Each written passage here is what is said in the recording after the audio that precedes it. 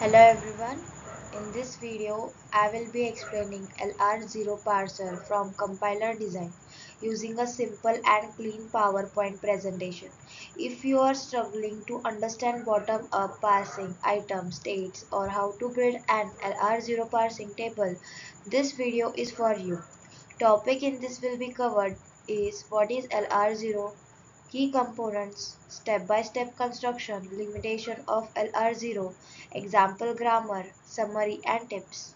So let's begin. What is LR0 parser? In this parser comes under bottom-up parsing and is mainly used for parsing programming languages. Let's understand what LR0 actually means. L stands for left to right scanning of the input. R stands for rightmost derivation in reverse. 0 stands for zero look ahead symbol. This means the parser reads input from left to right and it builds the parse tree from leaves to root, reducing from right to left, and 0 means it does not look ahead at the next input character to make decision. It only relies on the current state and the stack. Now we will move to the next slide, that is key components. Here are the main components of an LR0 parser. First is items. These are grammar rules with a dot. The dot shows where we are in the rule. For example, A gives dot AA means we haven't read any part of AA yet, and A gives A dot A means we have already read A and are expecting A next. Means right of the dot is we are expecting to read it, and left of the dot is we have already read it. Now coming to the second states. These are sets of LR0 items grouped together. Third is parsing table. This has two parts, action and go to table.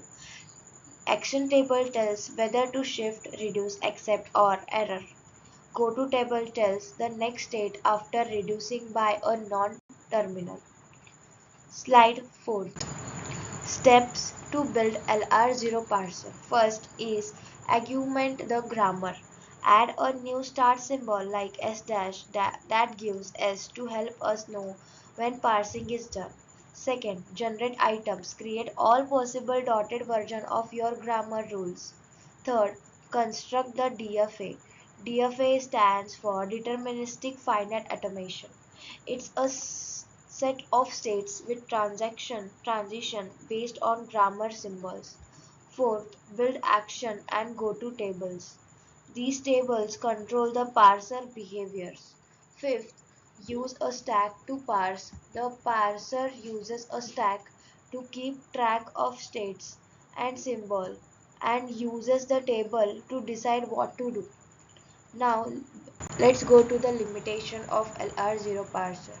It can handle grammars that have conflict like shift reduce conflict, reduce conflict. That because there is no look ahead symbol to help it decide. For more complex grammars we use SLR, simple LR with one look ahead, LALR look ahead, LR full look ahead LR parser. Now we will take an example. In this example, we see S gives A gives small a, B. Now, let's create some LR0 items. S gives dot A, means we have not still read A, so dot A. A gives dot A, means we have still not read AA. And again, A gives dot B. We have to just add a dot if we have still not read. So this shows what the parser expects to see next in the input. When we generate all possible items and transition, we get the DFA states. which help us build the parsing table. Now, summary. So here's a quick summary. LR0 is a bottom-up parser. It is simplest LR parser with zero look ahead. It's great for understanding basic parsing concept, but for real-world compilers, we usually need more advanced parser like SLR or LALR. Still, understanding LR0 is very important to grasp the idea for parser states and grammar reduction. I hope this helped you understand LR0 parser in a very simple and structured way. Thanks for watching and keep learning.